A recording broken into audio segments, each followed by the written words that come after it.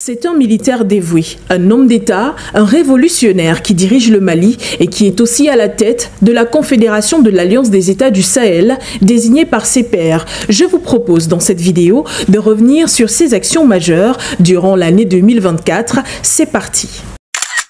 Le président Assimi Goïta a, dans le cadre de la Confédération de l'Alliance des États du Sahel, décidé d'un commun accord avec ses pairs de la sortie du Mali de la CEDEAO, notamment en janvier.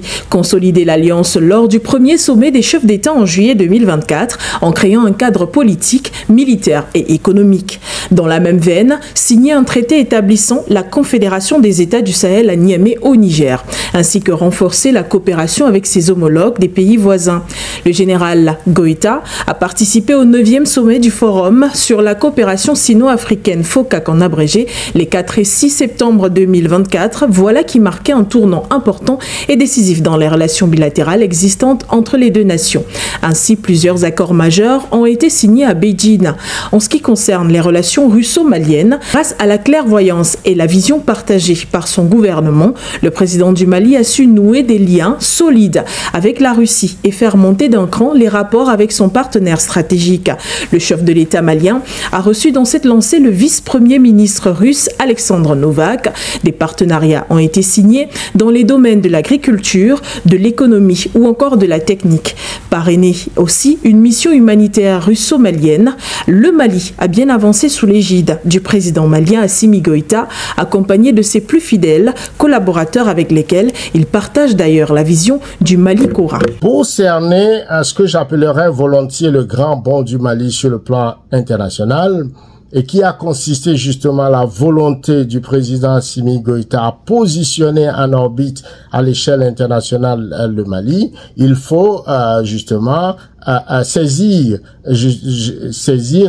le triptyque de la doctrine, de ce que j'appellerais la doctrine du président Assimi Goïta, qui consiste essentiellement en 3 points. Le premier étant le respect de la souveraineté du Mali, le second, le respect des choix stratégiques et des choix de partenaires opérés par le Mali, et enfin la défense des intérêts du peuple malien dans la prise des décisions. Alors cette doctrine que j'appellerais un pragmatisme stratégique a structuré la politique externe et interne du Mali, visant justement à instaurer la souveraineté du Mali, à améliorer les conditions de vie des Maliens et à positionner le pays comme étant un acteur majeur, n'est-ce pas, dans la géopolitique de la sécurisation du Sahel, mais également sur le plan international. Il faut noter 3 éléments qui me paraissent mettant en relief cette réussite.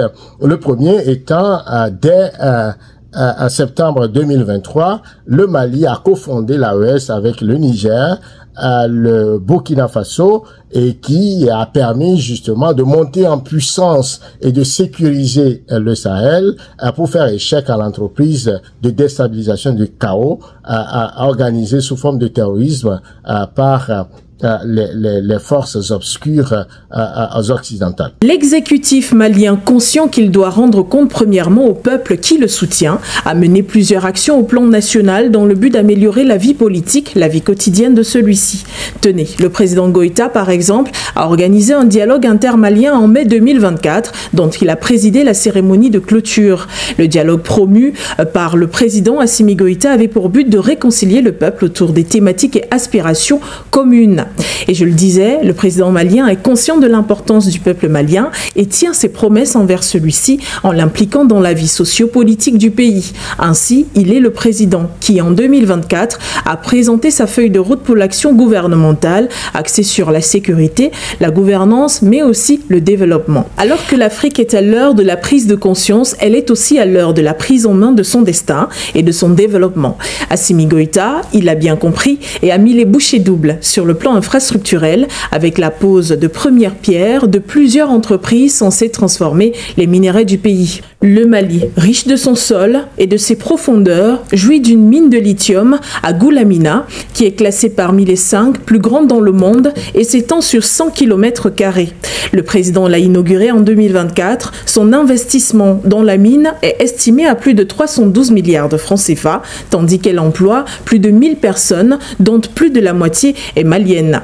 La mine de lithium de Goulamina découle d'un partenariat avec la Chine. Sa production, quant à elle, génère environ 250 milliards de francs CFA en chiffre d'affaires pour des entreprises locales. À l'aune de toutes ces réalisations, qu'en disent les analystes de la scène panafricaniste?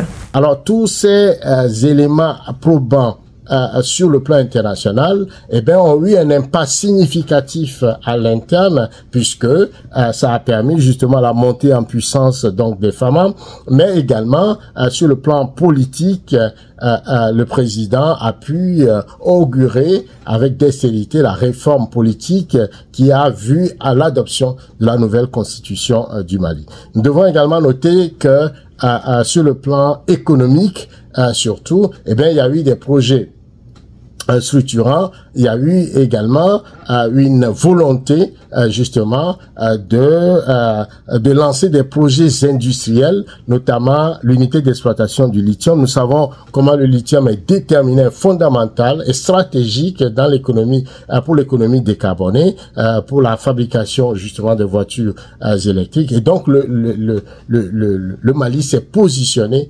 sur ce plan également, augurant une forme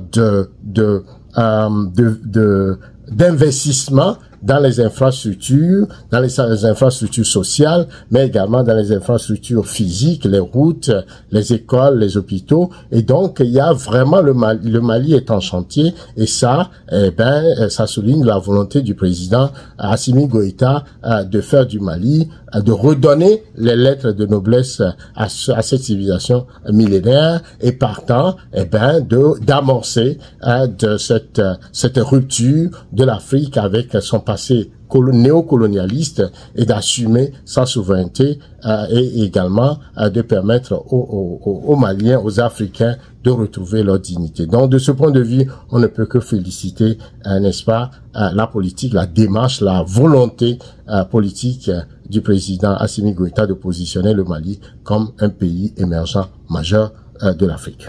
Au Mali, de belles perspectives se préparent pour l'année 2025. Le président Assimi Goïta a prévu d'autres réalisations sur le plan infrastructurel, mais également économique, mais aussi sur le plan financier, où il prévoit d'ailleurs la restructuration de la dette intérieure. Rendez-vous en 2025 pour revenir sur les grandes actions de ce grand homme d'État.